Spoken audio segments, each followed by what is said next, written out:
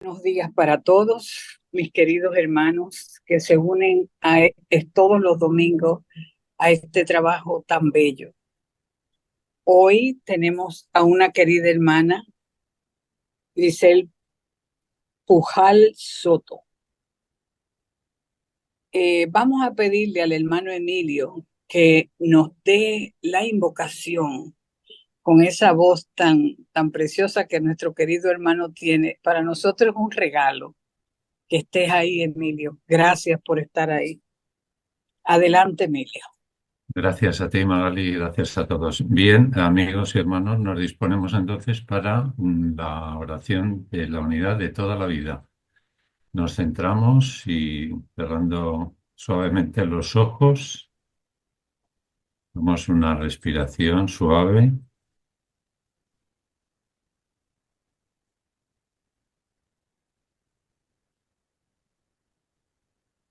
Oh vida oculta que vibras en cada átomo. Oh luz oculta que brillas en cada criatura. Oh amor oculto que todo lo abarcas en la unidad. Que todo aquel que se sienta uno contigo sepa, por lo tanto, que es uno con todos los demás.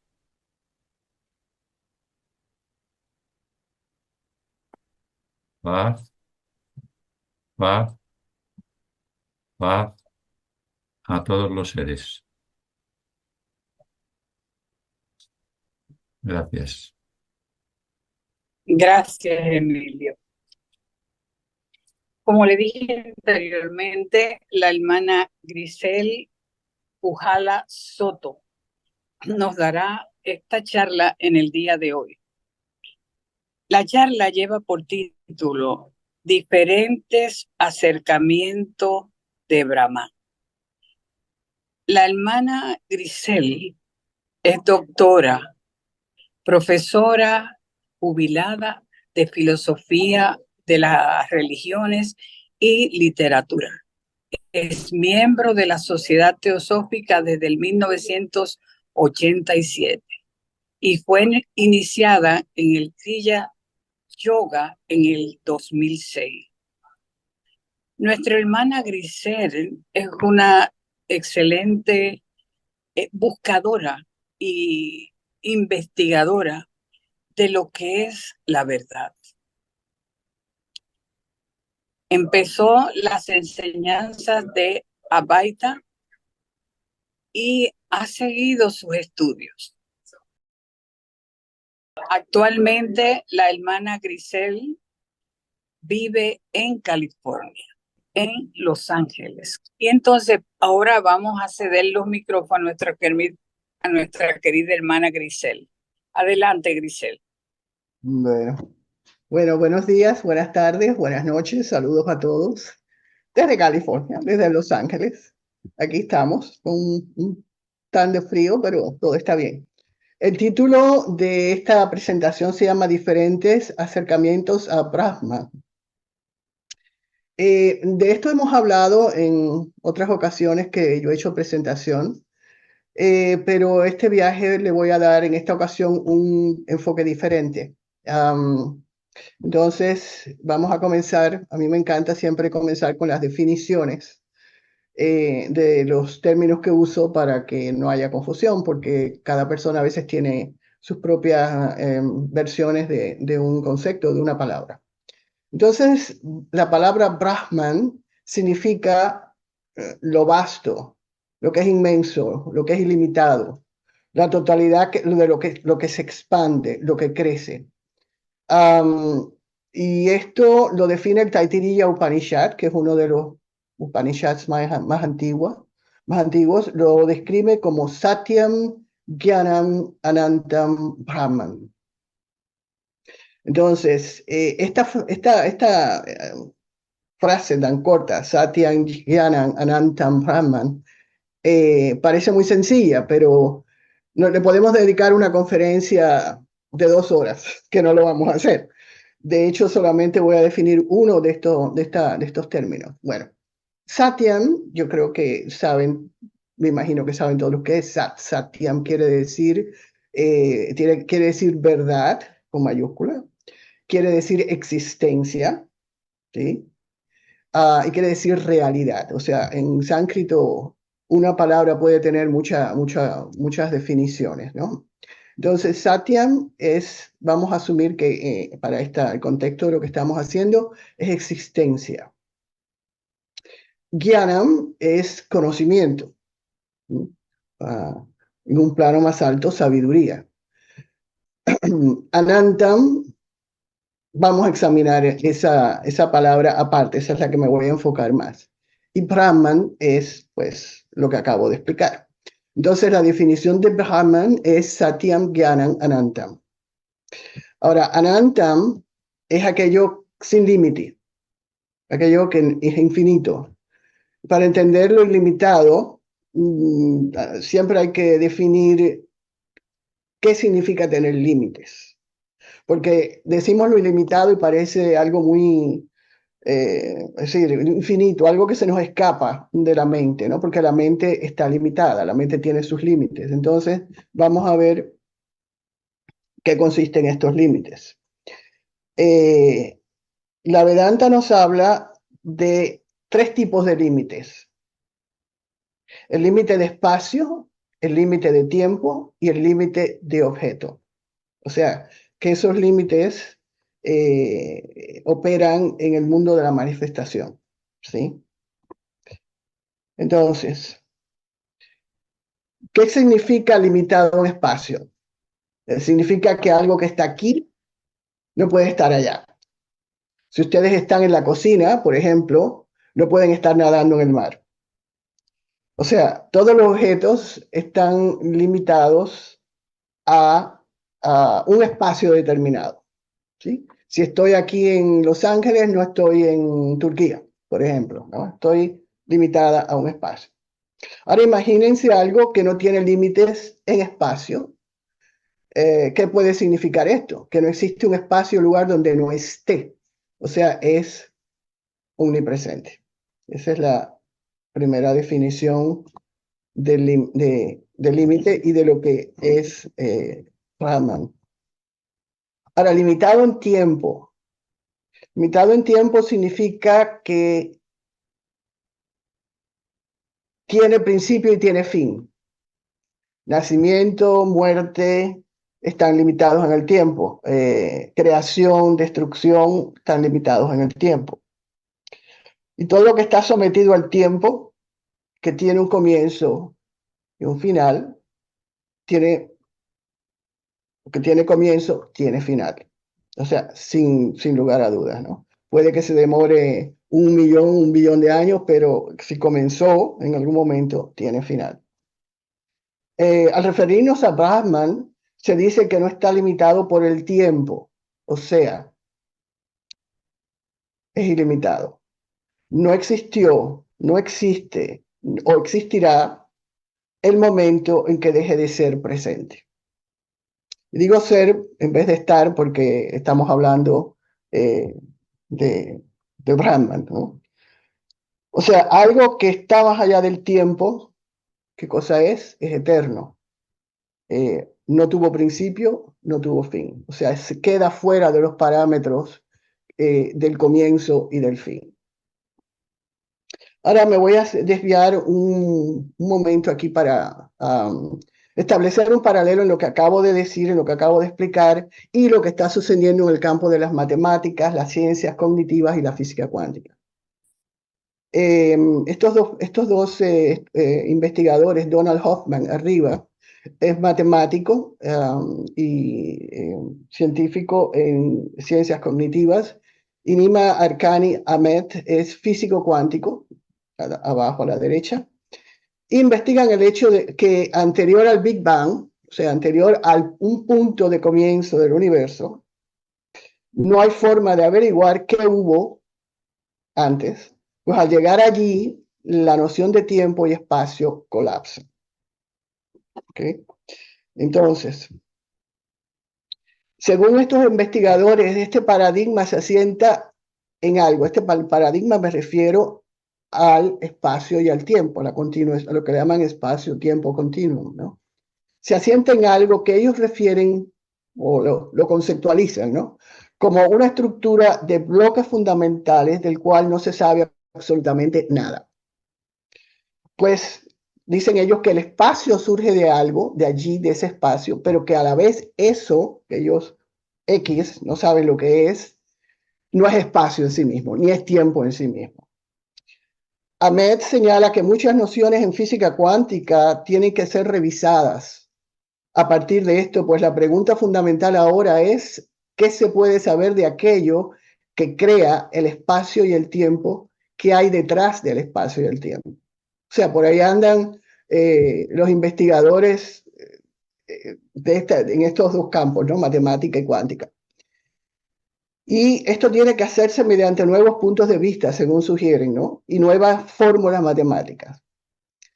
Ellos dicen que la fórmula 10 a la menos 33 centímetros, yo no soy matemática, no me pregunten qué quiere decir eso en el sentido matemático. A este punto dice que es donde colapsa el espacio y el tiempo. O sea, su existencia y función, la función del espacio-tiempo, concluye allí. Y a partir de este punto, el espacio y el tiempo dejan de tener un sentido, según los investigadores. Okay, ellos lo han formulado en una fórmula matemática, científicamente, pero básicamente lo que están diciendo es que el espacio y el tiempo viene siendo un headset, como diríamos, un casco que se pone uno para ver la realidad. Bueno, el continuo en espacio-tiempo funciona dentro del concepto de MA, que es un término sánscrito, que es la raíz, por supuesto, de matrix y madre, por acá, en lenguas, en otros idiomas, que significa todo aquello que se puede medir. O sea, todo lo que está dentro del espacio y del tiempo es medible por este término de MA. Hoffman, sobre todo, que es científico cognitivo, se enfoca en la conciencia en relación a ese casco, ¿no? Lo ve como ¿cómo diríamos? Un auricular, un casco del continuum espacio-tiempo del cerebro. Y busca una ecuación matemática que lo lleve más allá del tiempo y del espacio, o algo que no surja dentro del paradigma del espacio y del tiempo. Lo que crea este paradigma de espacio-tiempo como estructura operativa no es fundamental, según él. Todo lo que se percibe que no está sujeto a este, y señala que la conciencia no es algo creado por el cerebro.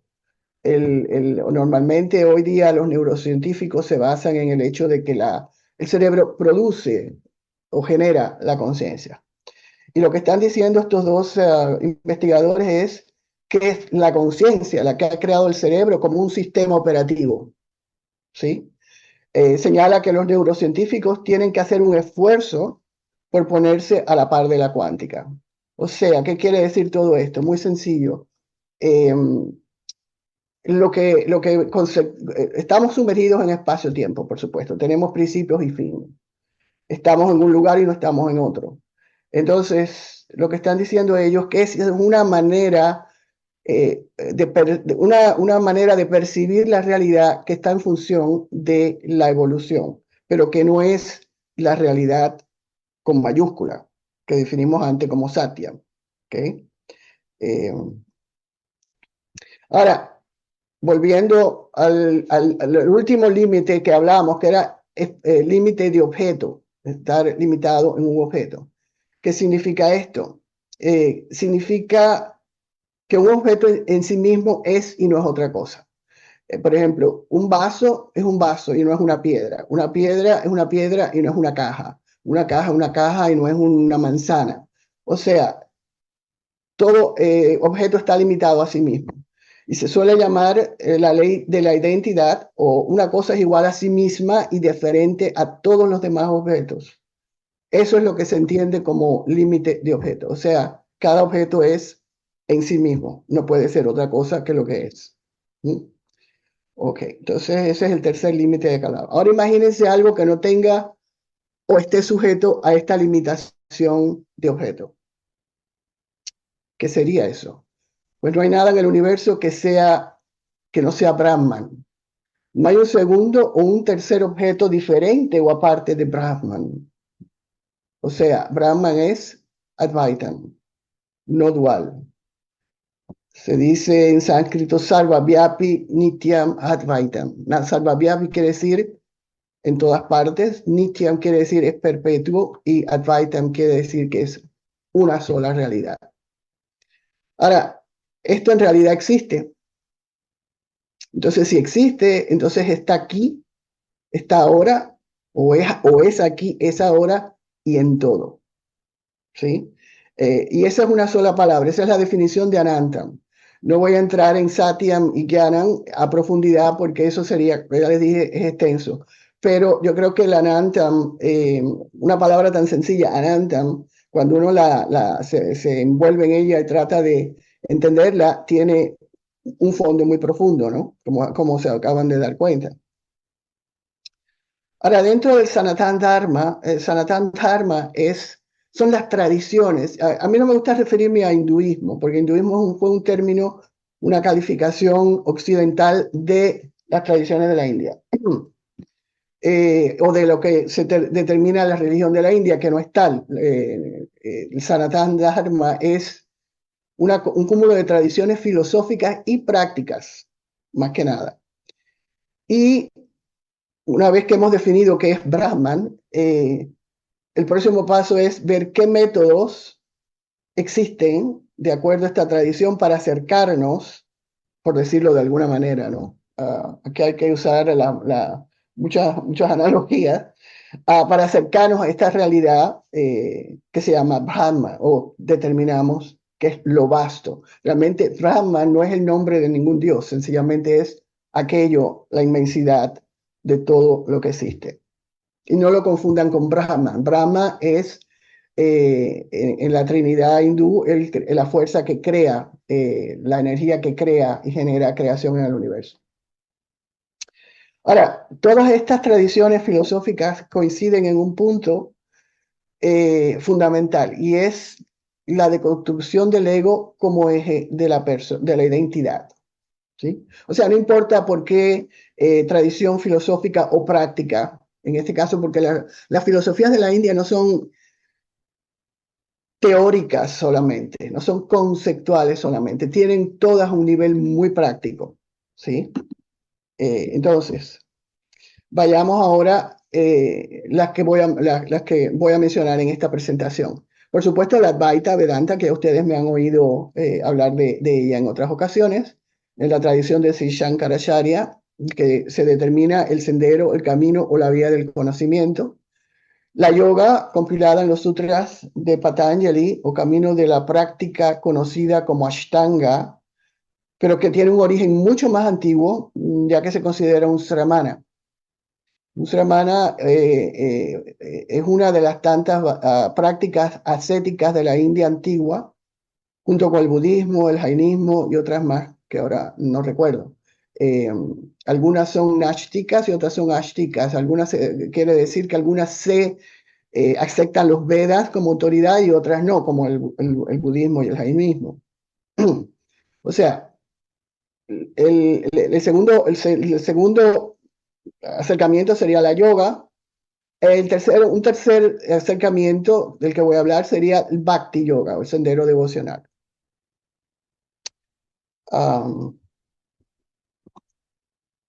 Ahora, cada uno de estos acercamientos trabaja en un centro, en un aspecto diferente del ser humano.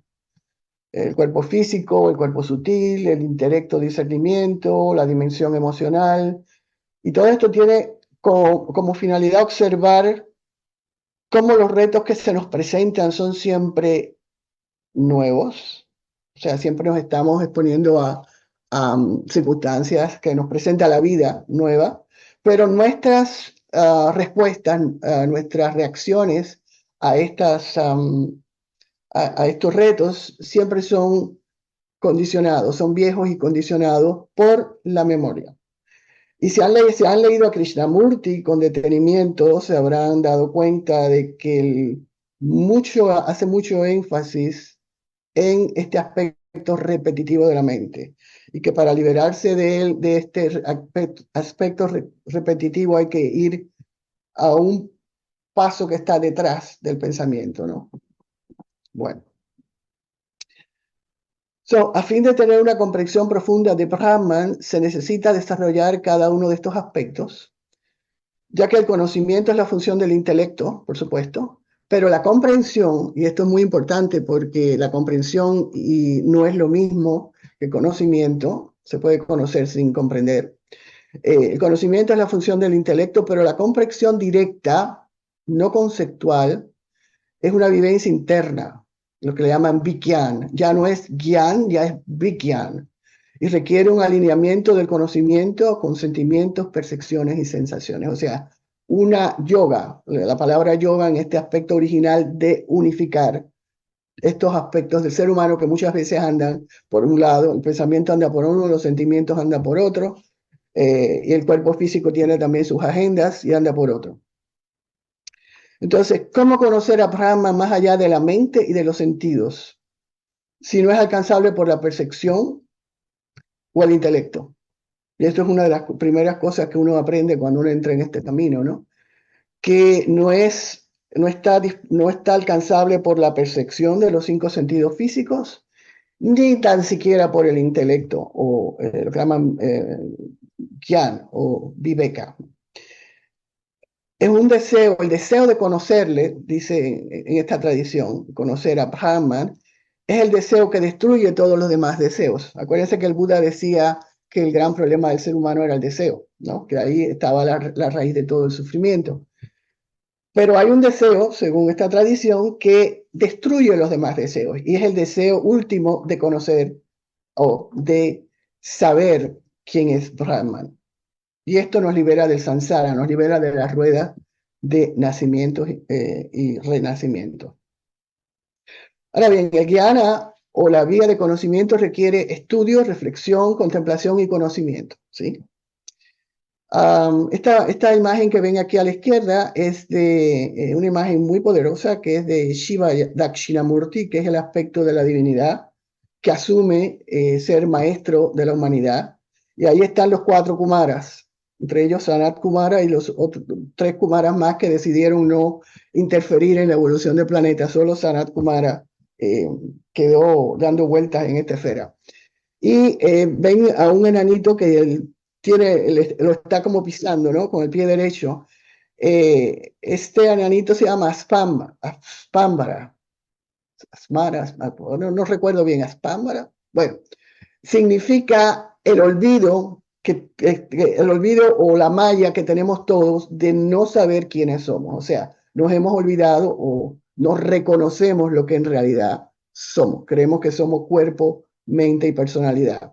Entonces él le tiene puesto el pie encima como diciendo, a este olvido hay que eliminarlo, ¿no? Entonces la primera condición para recuperar esta memoria es ser consciente de nuestra existencia. Se puede dudar cualquier cosa que se perciba por los sentidos o se elabore en la mente, pero lo que no se puede negar es que existimos. Yo existo. Y en esto Descartes, el filósofo francés, pues tuvo las meditaciones de Descartes, pues se basan en este proceso, ¿no? De ir eliminando lo que no es. Entonces, no se puede negar que existimos, yo existo. Y declarar que yo existo es evidente por sí mismo. Por ejemplo, cuando ustedes se levantan por la mañana, ustedes no necesitan que su pareja, sus hijos o sus vecinos le toque la puerta y le diga, recuérdate que tú eres, que tú existes. Eso nos pueden recordar otras cosas, pero tú existes, nunca nadie nos la va a recordar, porque es autoevidente, es evidente en sí misma.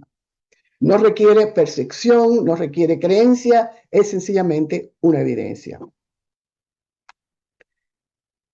Ahora bien, pero ¿cómo sé que existo, que soy? Es decir, ya sé que yo existo, ¿no? Pero ¿cómo lo sé? ¿Cómo lo sé? ¿Cuál es el medio o el pramana o la fuente de este conocimiento? O sea, ¿qué uso, qué utilizo para saber qué soy? Ok, normalmente el conocimiento, en general, conocimiento de cualquier cosa, por ejemplo, un juego de fútbol, ¿no? Vamos a suponer, vamos a coger algo bien trivial, ¿no? O cocinar, por ejemplo, cualquier cosa. Va a requerir un conocedor, o sea, alguien que quiere saber y que quiere conocer algo en particular. Se necesita una vía, un pramana, le dicen en sánscrito, una vía para adquirir este conocimiento. Por lo general, la vía que tenemos para adquirir conocimiento en este mundo es la mente y la percepción. A través de los sentidos percibimos el mundo, percibimos lo que nos rodea y luego la mente lo elabora, diríamos, ¿no? O sea que ese es el instrumento que tenemos disponible para adquirir conocimiento, cualquier tipo de conocimiento. Y por supuesto, un tercer punto es el objeto que se desea conocer. En el caso de la cocina, pues, no sé, ponerse a cocinar, aprender cómo se hacen las cosas. En el caso de jugar fútbol, pues buscarte un coach que te entrene, es decir, conocer ese objeto que tú quieres adquirir, que es el conocimiento de cualquier cosa. Pero cuando llevamos esto al campo de la indagación de sí, esto no nos va a funcionar muy bien, porque en este caso el conocedor, yo, bueno, por ejemplo, voy a usarme como ejemplo, y lo que se intenta conocer es lo mismo. O sea, no hay un objeto fuera que se quiera conocer, es una indagación de sí. Entonces, el objeto que se desea conocer es en realidad el sujeto, es decir, el que quiere conocer. Luego, entonces, esta investigación no se puede hacer nunca hacia afuera, sino hacia adentro. Y ese es uno de los errores que se señala hoy día en lo que le llaman la pregunta difícil o el problema difícil de la conciencia, es que los científicos la están buscando fuera, la están buscando como un objeto que ellos pueden medir, que ellos puedan clasificar, que puedan buscarlo en el campo del espacio-tiempo. Y lo que dicen los que trabajan en este campo de la conciencia, que están un poquito más adelantados, es que están buscándolo en el lugar equivocado, porque no puede ser afuera, nunca tiene que ir hacia adentro. O sea, siempre la conciencia, nunca va a ser un objeto de investigación, siempre va a ser el sujeto que intenta conocer. Entonces, ¿qué hacemos, no? Vamos a ver. Pero ese yo soy o yo existo, que es evidente, ¿no? Ya dijimos que es evidente en sí mismo. Además de ser evidente, es lo que le llaman swaprakash, que quiere decir tiene luz propia. Es como el sol, diríamos, ¿no? El sol no necesita que nadie lo alumbre, genera su propia luminosidad. Entonces, en la conciencia tiene esa misma característica. Yo brillo y me revelo a mí misma. No necesito que nada externo, de nada externo, perdón, para conocerme a mí mismo. Y por esta luz que proyecto, por esta luminosidad interna, todo lo demás queda iluminada. En otras palabras, todo absolutamente sucede dentro del campo de la conciencia. Imagínense cualquier cosa, está en su conciencia. Ustedes lo están percibiendo a través de los sentidos, lo están procesando a través de la mente, pero la conciencia está allá detrás registrando todo lo que está sucediendo. Entonces, esta conciencia ilumina todo lo demás. En otras palabras, es una luminosidad y en ella absolutamente todo se hace evidente y no depende de nada para expresarse. O sea, es independiente, swatantra que le llaman, independiente de cualquier cosa. Toda la realidad que vemos en el mundo objetual depende de otra cosa. Depende de aquello, depende de la conciencia, pero esta no depende absolutamente de nada. Entonces, este sería el acercamiento a Brahman a través de la Advaita.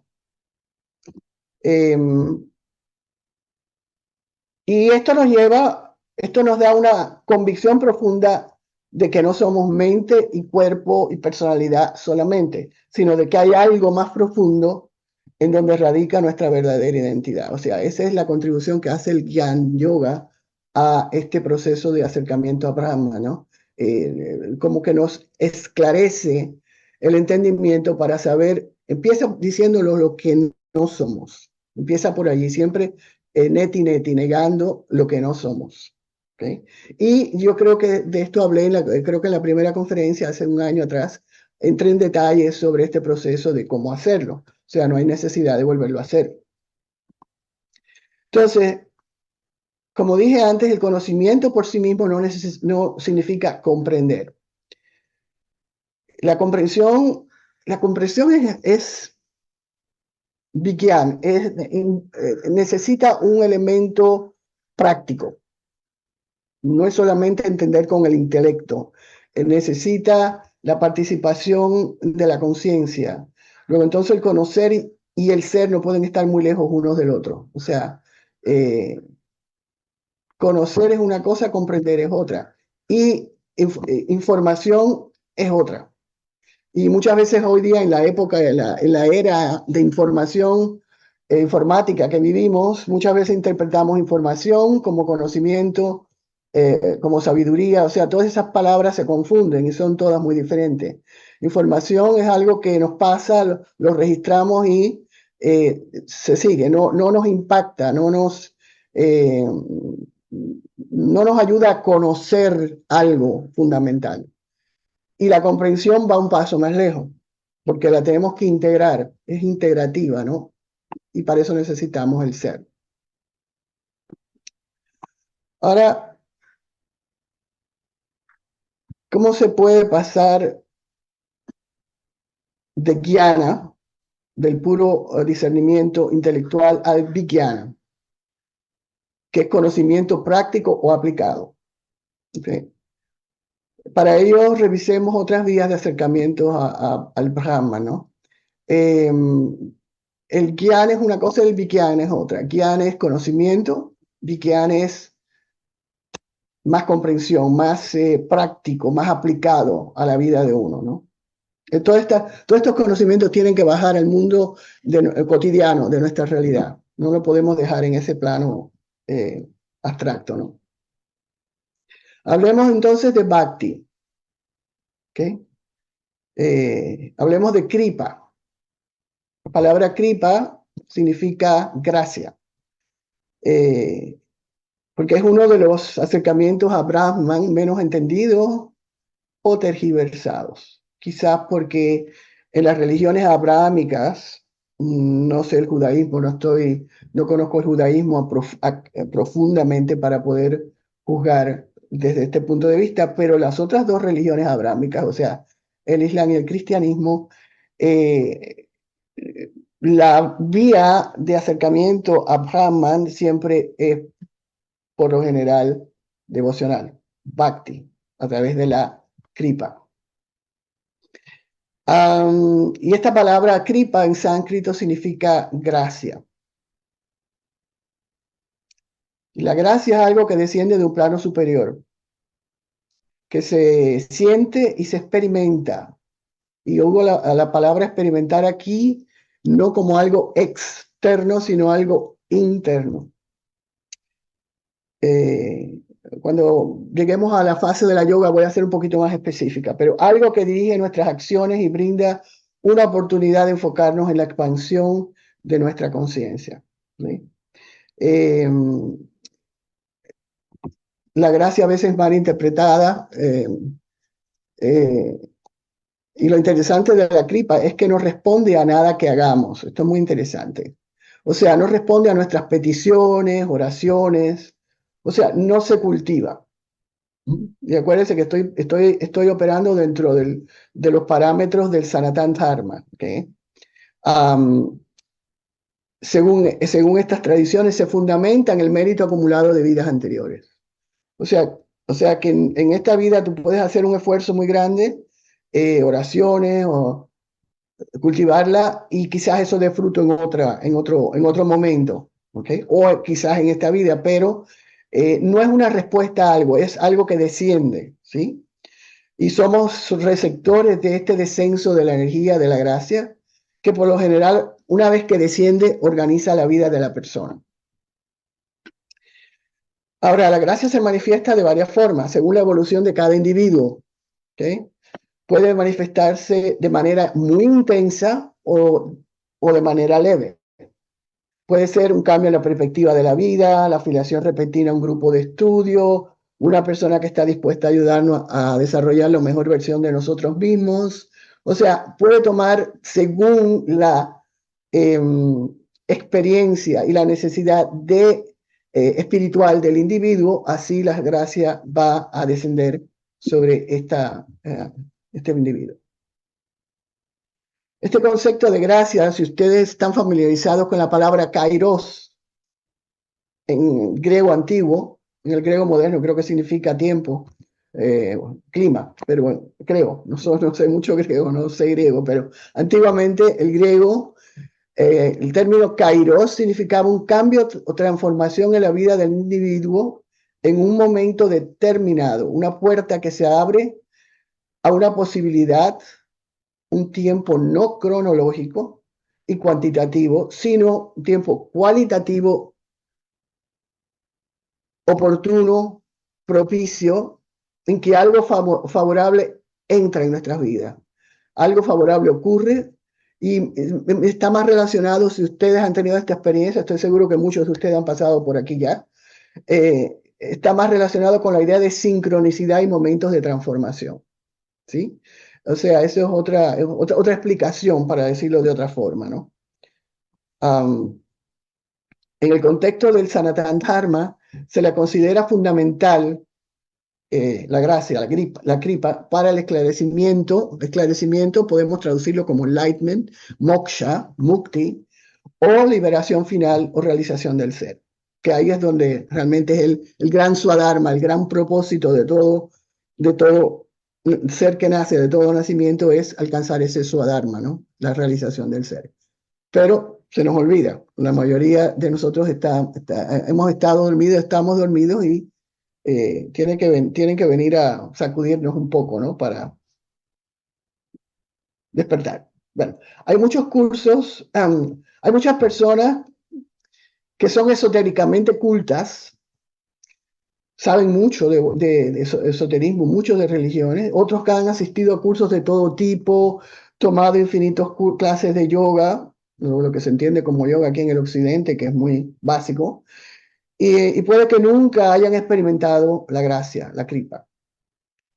Ningún libro o taller la garantiza, porque no depende de nosotros como personalidad. Lo que sí sucede es que una entrega incondicional a una enseñanza particular o devoción específica, ¿sí? Crea un centro magnético en el individuo que lo hace receptor de la gracia. Y como dije, no es lo mismo que orar, no es lo mismo que hacer plegarias, es algo más profundo, no sé si lo estoy transmitiendo bien. Una entrega incondicional, no está condicionada por nada. Yo te pido tal cosa y tú me das otra. Yo voy a hacer una novena y estoy pidiéndole un favor a un santo y hay un intercambio allí, no hay una transacción. Cuando decimos incondicional quiere decir sin transacción, es decir, no estamos condicionando nada. Entonces, cuando estamos en ese estado de enseñanza, de entrega incondicional, allí puede que o se crea, y esto otras escuelas lo especifican mejor, por ejemplo el Cuarto Camino lo especifica mejor, crea un centro magnético en el individuo que lo hace receptor de esta energía, de esta kripa o de esta gracia. A ver cómo andamos de tiempo. Okay. Esta experiencia de la gracia es la que lleva a los individuos por lo general al camino devocional, ¿no? Entonces, para entrar en este camino bhakti, y en esto de nuevo me voy a referir a las religiones abrámicas, la imposición de la la imposición de la vía bhakti o devocional no funciona. Tiene que venir de adentro hacia afuera. No puede venir por inducción, por programación, por creencia. Es decir, el bhakti no es creer en nada, es una vivencia que se tiene. Entonces, la imposición de una devoción en particular, en la mayoría de los casos, algunos casos sí funciona, por ejemplo, en el caso de los santos en la tradición católica, por supuesto, no funciona porque para entrar en este campo devocional se requiere un contacto previo con la gracia, ya sea de un maestro, un gurú, como dicen en la India, o un aspecto particular de Saguna Brahman. De esto hablamos la última vez, las viujas, ¿no? Y además ser consciente de ello, si no, no funciona. O sea, ser consciente de esa gracia y trabajar a partir de esa gracia. O sea, la imposición, el bhakti nunca puede ser impuesto. Tiene que salir de adentro de nosotros hacia afuera. Y cuando esto sucede, es un gran camino, es una gran vía de acercamiento a Brahman. Ahora, una vez recibida esta gracia, somos receptores de ella, hay que cultivarla. Si no estamos suficientemente despiertos o conscientes de que esta gracia, esta kripa, está con nosotros y la dejamos pasar, y eso pasa muchas veces, y yo lo he visto en otras personas, puede que no vuelva a suceder en esta vida. Puede que sí, puede que no. Puede que la puerta se cierre, puede que se vuelva a abrir de nuevo, según los karmas de cada cual, o quizás la próxima. Y yo cuando oigo la palabra próxima encarnación, no me gusta esa frase. Yo quiero resolverlo en esta, ¿no? No quiero esperar a la próxima. Bueno, ok, vamos ahora a pasar al camino de la yoga, brevemente. Y esto, si hablar de la yoga siempre puede ser breve, vamos a ver. ¿Qué busca la yoga? Busca el desarrollo del individuo y de sus capacidades al máximo, o sea, convertirte o que tú desarrolles la mejor versión de ti mismo, ¿no? Más allá de tus estructuras físicas y psicológicas. Se busca una expansión interna del elemento akasha. Ustedes saben que hay 5 elementos: fuego, tierra, aire, agua y akasha, que se traduce como éter, pero yo creo que es un poco más profundo que éter. Es difícil. Akasha quiere decir espacio también. O sea, la expansión interna de la akasha, y este elemento akasha radica en el Vishuddhi chakra, o sea, en el chakra de la garganta. Y que esa akasha es una realidad vibratoria interna. En la yoga esotérica se consideran 2 energías fundamentales, una que desciende y otra que asciende. La energía que desciende, y esta ilustración que van a ver aquí, y creo que 2 o 3 más a continuación, fueron hechas por una persona que pasó por este proceso yógico del descenso y el ascenso de la energía, y trató de llevar un diario dibujándolo, ¿no? Entonces, lo que iba sintiendo, se le abrió el tercer ojo, entonces fue dibujando lo que veía, ¿no? La energía que desciende es más suave, es gentil, su naturaleza es magnética. Y para prepararse para este descenso están las asanas, los pranayamas, los mantras, todo lo que se conoce en el occidente como la yoga, la práctica del hatha yoga, los ejercicios respiratorios, recitar mantras, etc. Esto es una fase preparatoria, ¿no? Nos está preparando. Si se trabaja con un parampara establecido, como ya hablé de la otra vez, lo que era un parampara, una tradición sólida, un linaje espiritual sólida, el descenso de esta energía se facilita mucho más que si lo tratamos de hacer nosotros mismos. O sea, vamos a un estudio de yoga, empezamos a hacer asanas, a respirar, a hacer pranayamas, hacemos un poco de yoga nidra, nos enseñan un mantra, pero si no hay un parampara detrás, no se hace el trabajo, todo sadhana, toda práctica espiritual eventualmente es cumulativa, tiene un rendimiento, en algún momento se va a ver el resultado, pero quizás se lleve en varias encarnaciones. Entonces, trabajar con un parampara, el parampara conlleva una energía acumulada de varios siglos, o sea, tienes todo, no lo que tú estás haciendo, el esfuerzo individual, sino el esfuerzo colectivo de todos los que han practicado, hecho esa práctica. A esto se le llama, y creo que lo mencioné en la última conferencia, el descenso de la Akash Ganga. Ganga se traduce como Ganges, el río Ganges, ¿no? Que es una metáfora de el río Ganges físico.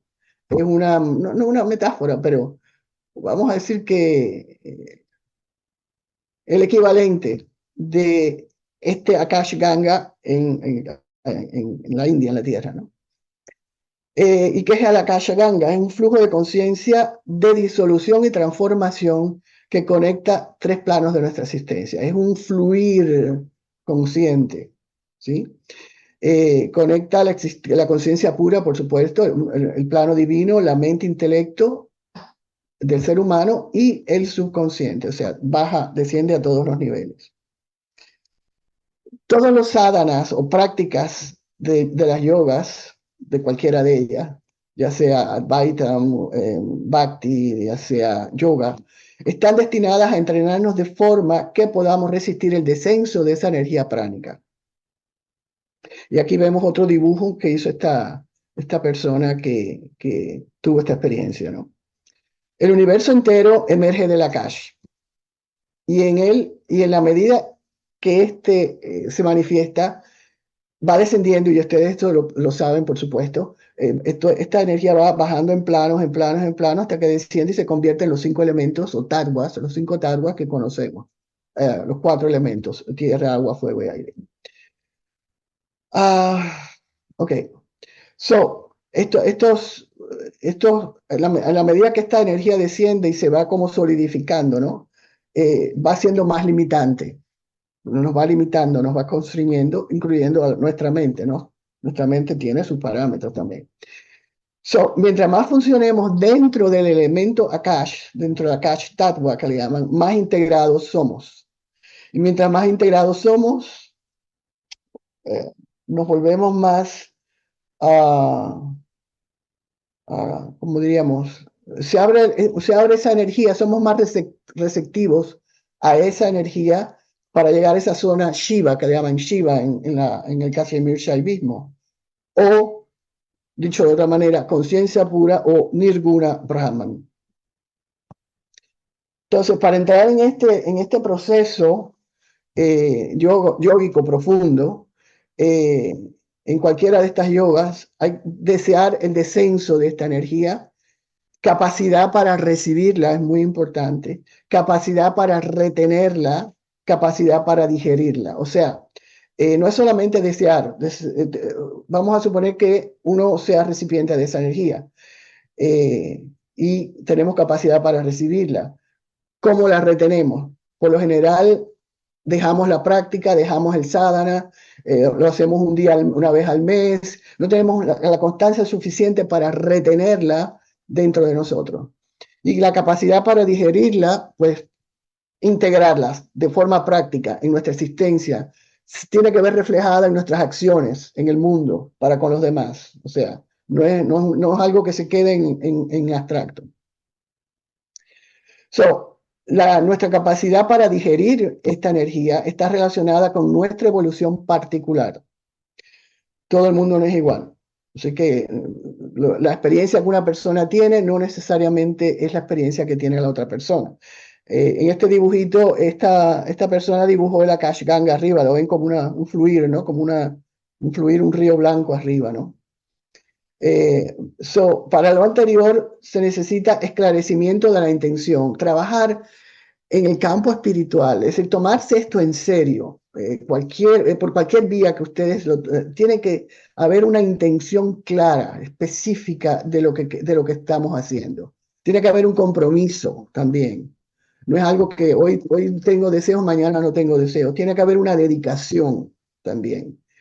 Y una entrega al proceso a la medida que se va desarrollando. Y déjenme decirle que el proceso que se desarrolla no está en control del ego ni de la personalidad. Una vez que esto echa a andar, son otras energías las que toman el timón, como decirlo así, ¿no? Toman el volante del auto. Ahora bien, el maestro gurú, como se suele llamar en sánscrito, no es una persona, es una vibración, un tattva le llaman, la cual nos toca, cuando nos toca somos transformados por ella. Abre como un campo de nuevas posibilidades. Cuando uno está en un parampara, el gurú, o el gurú físico, vamos a decir, la persona que dice, bueno, es mi maestro y puede irlo a ver, está encarnado todavía, es recipiente de esta energía y lo que está haciendo es transmitiéndola a través de, es como una vía de un transmisor, ¿no? Está bajando esa energía y la puede distribuir a las personas que son de sus discípulos. Pero la palabra gurú de la raíz gra, significa algo que pesa, que tiene gravedad. Se traduce normalmente como aquello que disipa la ignorancia, pero es mucho más que eso.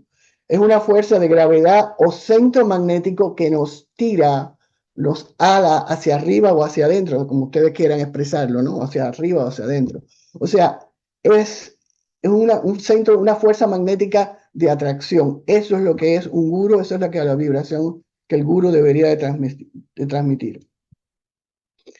Entonces, como dije antes, la Akasha Ganga, una corriente que fluye, y a esto le llaman en yoga esotérica Sharanagati. Sharana quiere decir campo, área,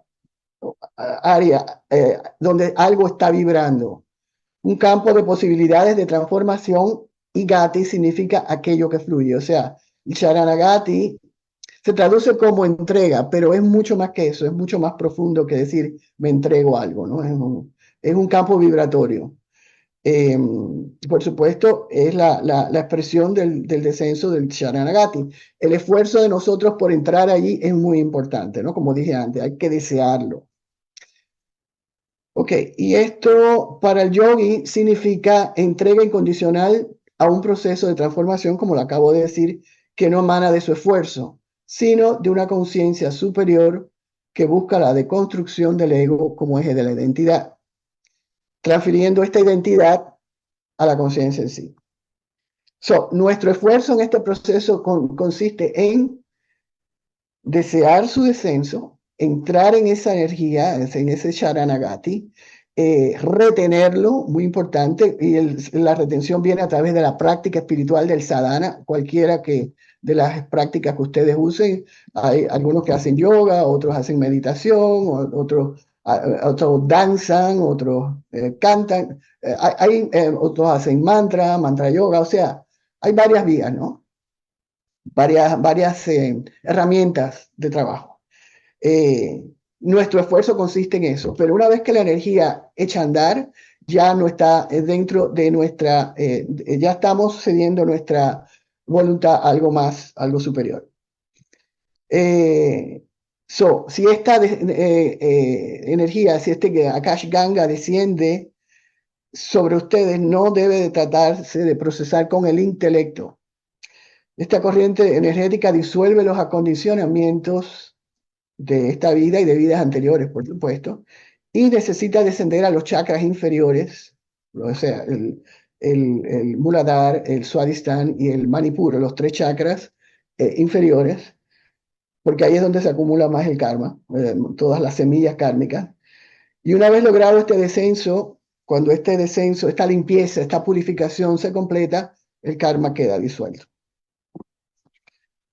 Ahora, la energía, ustedes dirán, ¿cuál es la energía ascendente? La energía ascendente se llama Kundalini y es una energía eléctrica, pero se recomienda trabajar primero en esta yoga esotérica, se recomienda trabajar primero con la energía descendiente, la magnética, para limpiar los chakras superiores, o sea, el Sahasrara, el Akya chakra y el Vishuddhi, los tres chakras superiores, y también el Anahata, el corazón, ¿no? Limpiar los chakras superiores, de manera que cuando la energía ascendente suba, le sea más fácil, no haya interrupciones energéticas en el cuerpo sutil, en el cuerpo pránico. Entonces, ya quiero ir concluyendo. La yoga, lo que llaman Ashtanga Yoga, tiene dos tipos de sadhana, de práctica. La primera se llama Bajiranga Sadhana, que es la que hacen por lo general los estudios de yoga, ¿no? que es qué debes hacer, qué no debes hacer, debes comer esto, no debes comer aquello, es decir, te da como una guía ética de qué tienes o no tienes que hacer, ¿no? Incluye también las posiciones asanas y los pranayamas, los trabajos respiratorios. Los pranayamas, hago una salvedad, son importantísimos porque son los que condicionan nuestro cuerpo sutil o cuerpo pránico, es decir, trabaja en el cuerpo sutil. Sí, respiramos mejor, el cuerpo físico se siente mejor, pero el verdadero trabajo del pranayama no es en el cuerpo físico, es en el cuerpo sutil. Estamos fortaleciendo el cuerpo sutil. Entonces, el antaranga sadhana son los tres últimos pasos: concentración, meditación y samadhi. Y entre ambas sadhanas, bajiranga y antaranga, está el pratyahara. El pratyahara quiere decir, como diríamos, un trabajo con los sentidos, vigilancia sobre la mente que se proyecta hacia afuera a través de los sentidos, o sea, no excitar los sentidos demasiado cuando estamos haciendo estas prácticas, ¿no? Y de forma negativa, por supuesto, no ver cosas violentas, no ver noticias violentas, ese tipo de cosas, ¿no? Hay que estar vigilando qué entra por los sentidos, porque lo que entra por los sentidos es alimento para la mente. Entonces, esta fase del pratyahara debe de hacerse antes de intentar concentrarse, porque para concentrarnos necesitamos gran cantidad de atención, focalización, ¿no? Entonces, la recomendación del Bhagavad Gita es unir. Acuérdense que la palabra yoga quiere decir unión. Unir todas estas vías: jnana, jnana, bhakti, karma, mantra, yoga, todas las yogas que se practican, ¿no? El sadhana, hacer un compendio de un sadhana que tenga un poquito de cada una de estas cosas, integra estas tres dimensiones de la experiencia: compasión, comprensión y acción desinteresada. No hablé del karma yoga, pero el karma yoga tiene un espacio muy importante también, porque el karma yoga no es solamente hacer servicio, sino servicio desinteresado, sin esperar una recompensa y sin que el ego se apropie del servicio que estamos haciendo. El peligro del karma yogi es que sí hace servicio, pero no puede apropiárselo, tiene que soltar el resultado de sus acciones. Esto es muy importante en este campo, ¿no? Al final de la trayectoria, todos los caminos van a parar a una entrega incondicional. En el caso del Jnani, es rendición de la mente y el ego. En el caso del Bhakta, es la entrega incondicional del Atman a una voluntad superior mediante el amor y la devoción. Y en el caso del Karmi, es renunciar al resultado de sus acciones, como acabo de decir. Es como quitarse del medio, ¿no? Quitarse uno del medio y dejar que las acciones nos pertenezcan, pero no el resultado de ellas. Y esto significa alinear las acciones de acuerdo al dharma que nos ha tocado en una vida particular. El dharma es un concepto muy profundo, muy amplio, no significa solamente responsabilidad y hacer las cosas bien hechas, mucho más profundo que eso, pero eso se quedará para otra ocasión. Entonces, para concluir, esto lo dije la última vez, lo usé la última vez que hablé con ustedes, lo voy a repetir porque me parece que tiene mucho que ver con lo que hoy hemos discutido, ¿no?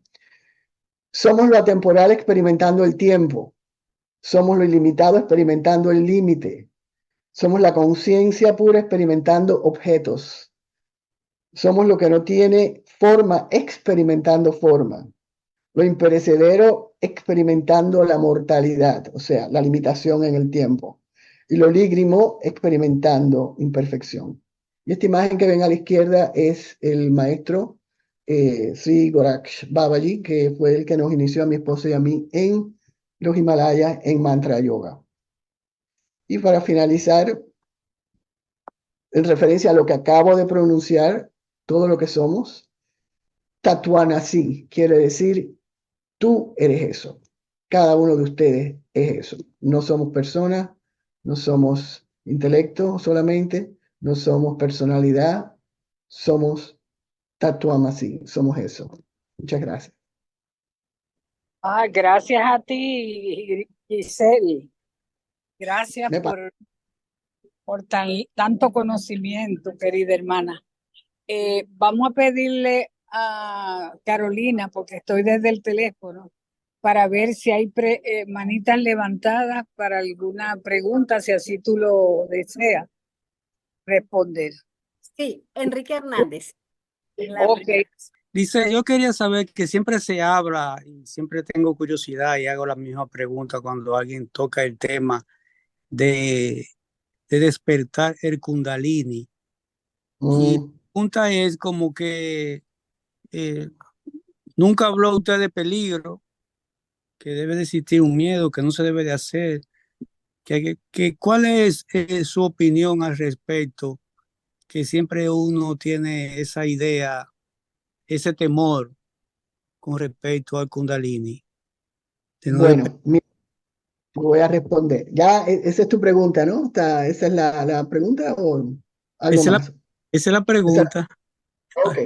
Mira, hay escuelas escuelas de yoga, entre ellos la Kriya Yoga, que trabajan el ascenso de Kundalini primero y otras que trabajan el descenso del Sharanagati, es decir, el descenso, perdón, de la Kasha Ganga primero, a manera de condicionar y limpiar los chakras superiores. Cuestión de que cuando Kundalini ascienda, no cree problemas. Esa es parte respondiendo a lo que te está diciendo. Cuando se levanta Kundalini sin haber hecho un trabajo de preparar los chakras superiores para ese ascenso, se hace más difícil y en algunos casos se hace también problemático. Hay muchas personas que han estado tomando clases de asana, de hatha yoga, y lo han hecho de una forma intensísima. ¿Y qué pasa? Que eso va a tener un impacto en la energía, en la energía vital, que es Kundalini, en la energía que está enrollada en la base de la columna. Entonces, aquello se ha levantado y no han tenido no saben qué es lo que está pasando, no han estado bajo la dirección de un maestro, que ese es el problema con los estudios de yoga que están por todas partes hoy día, que se ponen a dar clases de Hatha Yoga y, bueno, está bien, es un buen ejercicio, no pasa nada, pero si la persona, entonces, como en este caso que estoy citando, tomó talleres, es decir, lo llevó a un extremo que despertó Kundalini, y cuando despertó Kundalini fue una experiencia traumática para ella, ¿no? No todo el mundo experimenta eso. Por ejemplo, estas imágenes que le puse en referencia a una persona que trabajó con Kundalini, él lo estaba haciendo, empezó por la energía descendente, primero trabajó con los chakras superiores, y una vez que la gracia desciende a los chakras superiores, entonces ya la energía de Kundalini sube de una forma más armónica. No crea, sí siempre va a crear bandas, por ejemplo, perdón, bandas no, ¿cómo le llaman? Locks en inglés, o sea, posiciones, movimientos involuntarios, que de momento, por ejemplo, puedes que muevas la cabeza así o la cabeza se quede así por unos segundos y luego vuelve a su sitio. Esa es la energía limpiando todos los 70.000 nadis que hay en el cuerpo sutil. Pero si se hace bajo la dirección de un parampara, de un linaje espiritual sólido, y trabajando el descenso, es decir, en vez de subir primero y luego bajar, más bien bajar y luego que suba. Sí, a ver si me doy a entender. Esa es la cosa, de la situación con Kundalini, ¿no? Esas son las condiciones que hay que yo recomiendo para trabajar con Kundalini.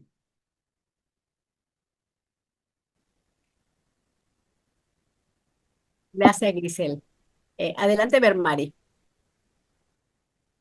Gracias, Caro. Muchas gracias, Giselle, por tan versada, interesante y además, siempre que le escucho pienso que, bueno, en alguna ocasión nos ha compartido que usted tiene a su maestro muy cerca de su casa, recuerdo.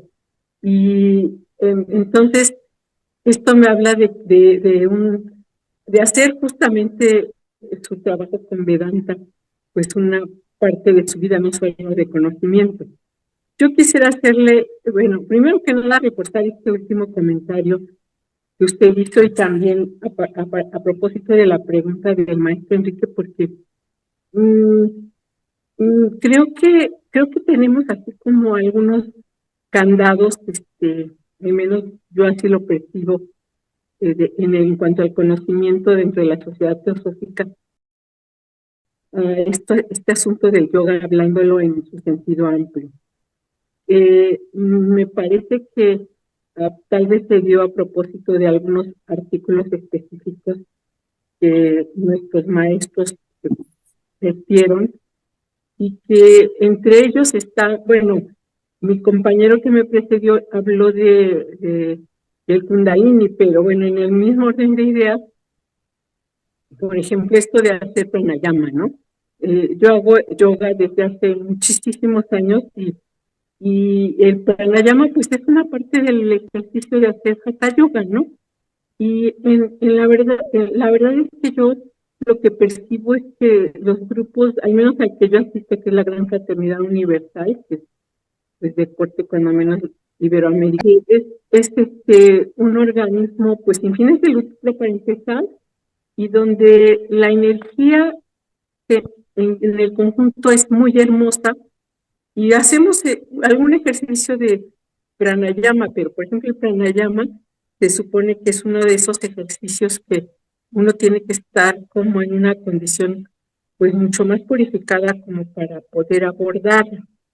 Al menos eso se dice. Y creo que todo va siendo pues de la mano enlazado, porque hablamos desde qué comemos, qué no comemos, qué pensamos. O sea, hay una serie de cuestiones dentro de la Gran Fraternidad Universal donde se van normando todas estas cuestiones, ¿no? Y en ese orden de ideas, nuevamente, es esa inquietud de, bueno, hacer o no pranayama, ¿no? Bueno, yo hago los ejercicios dentro de mi práctica, no específicamente puro pranayama, y bueno, creo que ahí hay como muchos candados, muchas cosas que ir como digiriendo a partir del conocimiento y de la reflexión y de la práctica en torno a nuestras actividades con el yoga. Entonces, digamos, mi primera pregunta y comentario. Y la segunda es que fuera tan gentil de proporción. Yo soy como de esas personas que les gusta primero entender los conceptos.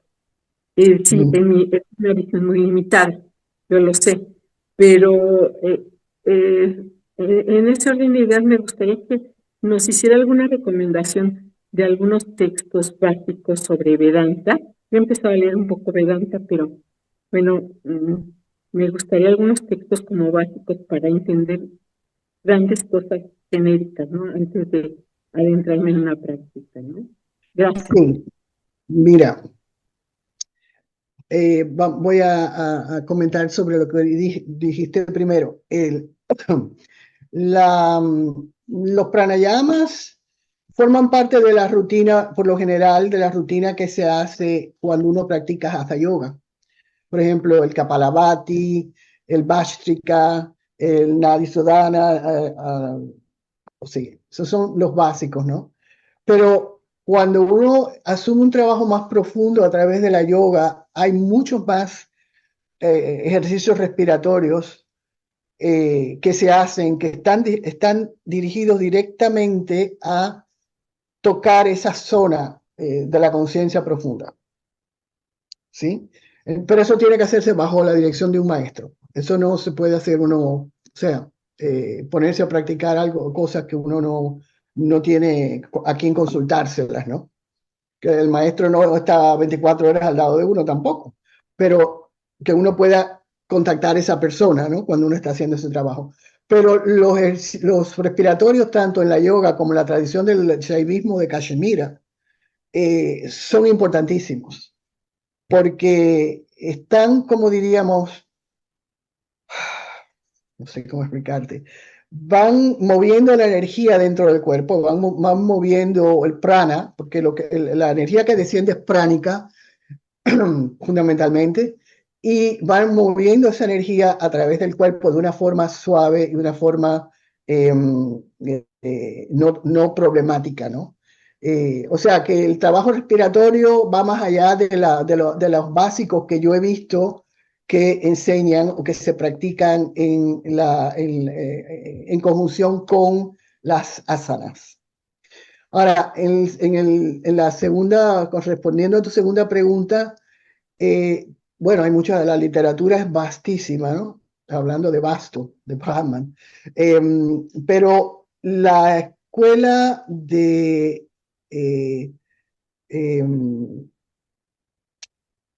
la Vedanta Society, la Sociedad Vedanta, ¿sí?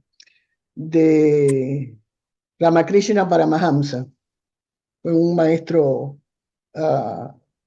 que integró todas las yogas, integró todos los caminos, y él lo sugería, integrar el Advaita, integrar el Jnana, integrar el Bhakti, es decir, hacer un compendio de todas, ¿no? En la literatura de ellos, que ellos publican, hay muchos libros, ahora no te puedo recomendar uno en determinado, porque no lo tengo en mente, pero si tú revisas todas las publicaciones de la Ramakrishna Paramahansa misión, la misión de Ramakrishna Paramahansa, vas a ver que hay muchos libros, sobre todo si hay algo publicado por Swami Sarva Priyananda, te lo aconsejo muchísimo. Sarva Priyananda, así como suena, Sarva Priyananda. Si hay algo publicado, yo no sé si él publica o está publicando, pero es un gran maestro de la Advaita.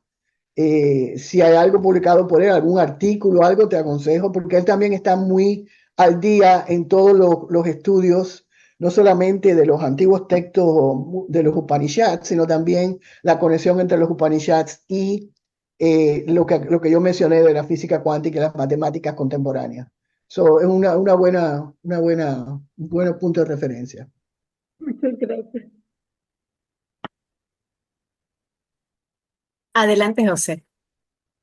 Hola, Ay, ¿cómo estás? gracias. Yo tengo poco conocimiento de este mundo, sé muy poco, pero yo me creo una persona bendecida y te digo esto porque tengo en mi mente ahora mismo una, ¿cómo te puedo decir? No es una preocupación, pero algo que me llama poderosamente la atención. Una persona como yo, que no conoce mucho de este mundo, ¿cómo yo pude dirigir mi mente hacia algo positivo? Y sabe de lo que hablo, el episodio que tuve hace 4 años, que me montan un esquema de que todo esto va a ser imposible. Y yo en mi mente con mucha tranquilidad dije, no, esto va a ser muy tranquilo, esto va a ser muy... Y sé cómo yo, que no conozco de esto, puedo dirigir mi mente a ese aspecto de lograr eso sin saberlo. Eso es, José, eso es gracia, eso se llama gracia. En el caso tuyo, hay una trayectoria de otras vidas que pasaste por una serie de experiencias que concluyeron o se sintetizaron en lo que viviste en esta encarnación, ¿sí? Y tú sabes muy bien todo el proceso que ha sido, ¿no? Esos son estados de gracia, o vamos a decir, trabajos que se han hecho con anterioridad, que han fructificado en esta vida. Eso fue lo primero que dije, ¿no? Que esa gracia, a veces, sin saberlo, la gente se cree que solamente cuántas novenas no hacen por allí y le piden a los santos, y a mucha gente se les responde y a otros no les pasa nada. Es precisamente por eso, porque hay antecedentes en vidas anteriores de algo acumulado que desciende en esta vida, y la persona dice, y bueno, ¿y esto de dónde vino? Pero porque yo no hice nada para obtenerlo. Pero está allí. Exacto, correcto, correcto. Por eso te digo que entonces me considero una persona bendecida. Por supuesto lo eres. Yo lo sé, pues te conozco muy bien. Gracias.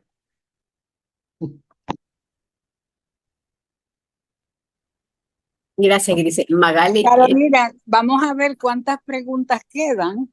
no, para- más ninguna.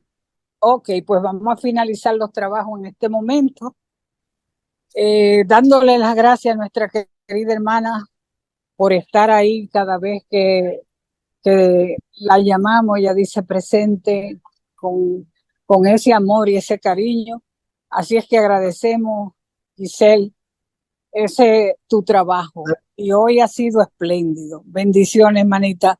Cuídate Bueno, mucho y una feliz Navidad. muchas gracias igualmente. Y a todos mis hermanos que escuchan domingo tras domingo, gracias por estar ahí. Bendiciones y también una feliz Navidad. Feliz Gracias. Navidad. Muchas gracias a todos. Les recordamos los estudios que hay hoy. Tenemos la oración de Igualmente, sanación. Martín. Aquí está el cartel con los datos. También hay estudio con Francisco en el Plan Divino, así que todos somos bienvenidos. Muchísimas gracias, Grisel. Gracias, gracias, Gracias. gracias. Muchas gracias, Grisel. Gracias. Muchas gracias, Magali. Gracias, Caro. Muchas La gracias. oración Muchas gracias.